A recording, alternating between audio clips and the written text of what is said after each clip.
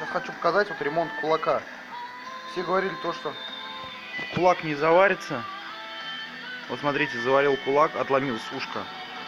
Тоже здесь металл пользуется, все говорят, не заварится. Я взял обычную электросварку, электроды есабовские. И все отлично заварилось. Так что не торопитесь выбрасывать кулак. Все-таки это вещи не дешевые. Все хорошо заварилось. Все держится. Так что не торопитесь выбрасывать кулак.